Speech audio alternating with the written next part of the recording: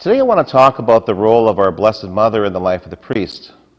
I'll begin by reading from John chapter 19, verse 25 to 27. Near the cross of Jesus stood his mother and his mother's sister, Mary, the wife of Clopas, and Mary Magdala.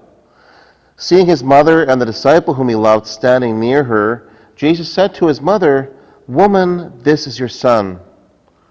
Then to the disciple he said, "This is your mother." And from that hour the disciple took her into his home. As Mary became the spiritual mother of St. John the Apostle, Jesus had given his mother Mary as a spiritual mother of all Christians, and especially her priest sons. Mary has played a significant part of my own life in the priesthood. When my parents got married, for example, my mother placed her rose in the church at the feet of the statue of Our Lady of Fatima.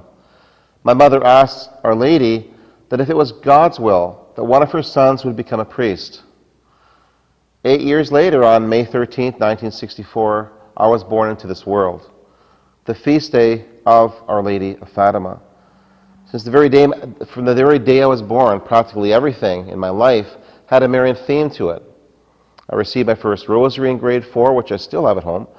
I had a dream of our Blessed Mother in my early 20s that led me to Madonna House, where I spent 8 months during the 1987 Marian year.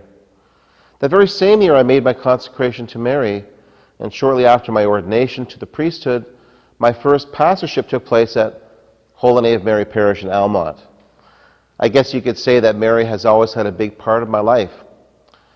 As a priest, there are many times when I've had a great need for a Blessed Mother. After the death of my own mother in 2004, I felt lonely and unsure of myself. Mary has always helped to reassure me of her ongoing love and support for me as I strive to follow Jesus in my own personal life. Whether it's preparing a difficult talk or I'm faced with a challenge, I always ask for a Blessed Mother's intercession, and she has never, ever let me down. If I'm riding my motorcycle on a long cruise, it's a wonderful time to pray the rosary, and I do.